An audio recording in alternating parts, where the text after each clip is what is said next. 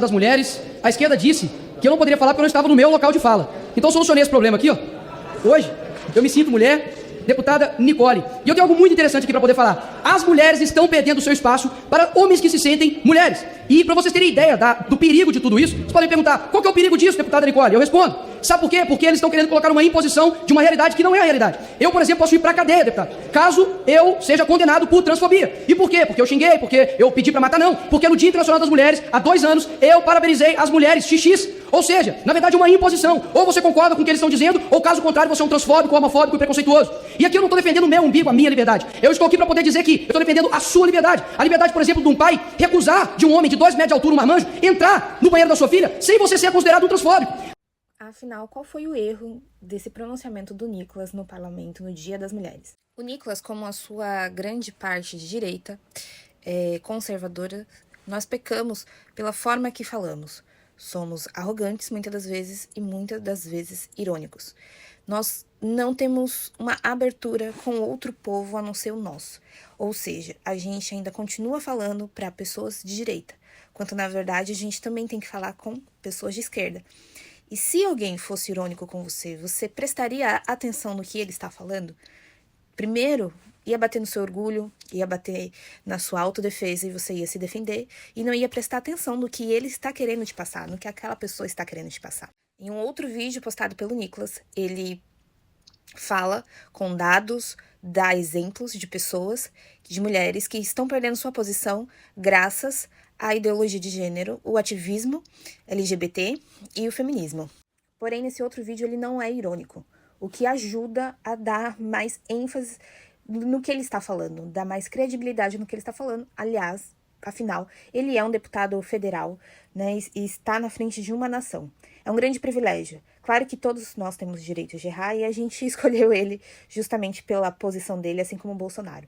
Muitas das vezes a gente não vai ser sutil na forma que a gente fala, mas eu acho que a nossa geração e o nosso movimento de direito, o nosso movimento conservador, o nosso movimento cristão, né, que é mais do que um movimento, né, ser cristão nos dias de hoje, é dar um exemplo e pregar para quem já não está conosco.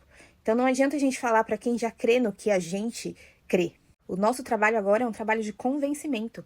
É um trabalho que a gente precisa convencer o próximo que não está na nossa fé, na mesma fé que a nossa, e levá-lo para ele a verdade. A Bíblia fala que conheceis a verdade vos libertará. Então, a gente precisa levar para essas pessoas a informação e levar para ela a verdade. E aí eu termino esse vídeo, esse breve vídeo, com um versículo da Bíblia de Coríntios, um capítulo da Bíblia de Coríntios. Se eu não me engano, é capítulo 11. Paulo fala assim: tenho visto que as nossas reuniões fazem mais mal do que bem. Ou seja, quando nós nos reunimos, nós cristãos, estamos fazendo mais mal do que bem. Por quê? Quando nós nos reunimos para comer e não para dividir. Tendo em vista que uns comem mais, outros bebem mais do que alguns. E alguns ficam com fome e com sede. E esse capítulo é muito usado para a Santa Ceia. E olha como é usado de forma errada. E ele fala assim, porque quando Jesus, antes de ser traído, sentou, dividiu o pão e o cálice. O que ele está querendo dizer com isso? O que Paulo está querendo dizer com isso? As cartas de Paulo são muito boas. Porque quando ele vai dar uma advertência no povo, ele começa: eu tô com saudade de vocês, estou feliz porque vocês têm feito isso. Então, Paulo mostra a forma que deve ser falada. Então, ele já traz uma abertura para aquela pessoa te escutar. Então, quando a gente começa a ser irônico, ou dependendo da forma que a gente fala, claro, gente, somos humanos e vamos errar. Muitas das vezes a forma que a gente fala. Mas quando a gente começa com ironia, a gente já bloqueia a pessoa. E nesse capítulo onde Paulo fala sobre a Santa Ceia e fala que as nossas reuniões têm feito mais mal do que bem, ele está querendo dizer: precisamos escutar mais uns aos outros, precisamos ter mais abertura para falar uns com os outros e sentir o que é a necessidade daquela comunidade, daquelas pessoas naquele momento. Então, eu acho que nossa maior sabedoria, é entender, pedir para Deus nos ensinar o que precisamos fazer naquele momento. Então precisamos dividir, precisamos sentar, precisamos compartilhar dessa comunhão com os nossos irmãos.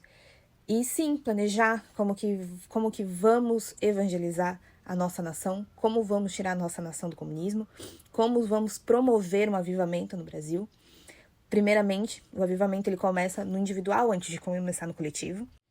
Então temos que observar a forma com que nós falamos, a forma que nós nos comportamos, porque isso pode tardar o avivamento que a gente tanto espera que aconteça no Brasil. E que há um movimento acontecendo para isso. E grandes pessoas, grandes pastores, grandes estudiosos acreditam que o próximo avivamento será no Brasil.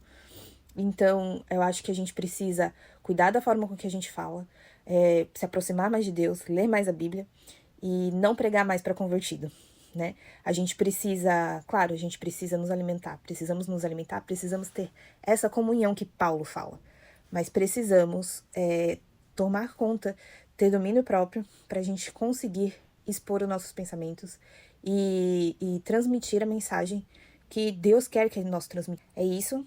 Se você não é inscrito no canal, se inscreva, compartilhe essa mensagem com as pessoas que você gosta. Compartilhe isso no seu grupo de juventude. E me sigam nas redes sociais, no Instagram, no YouTube e no TikTok. Até mais no próximo vídeo e mandem sugestões de vídeo pra mim. Tô entrando aqui no 9º mês de gravidez e daqui a pouco vou ter menos tempo ainda para fazer conteúdo. Então, peço que você me ajude, pelo menos aos vídeos que eu conseguir fazer, que eles sejam espalhados e que a gente possa se ajudar nesse momento, em todos os momentos. Afinal, a gente precisa dessa comunhão. Até mais!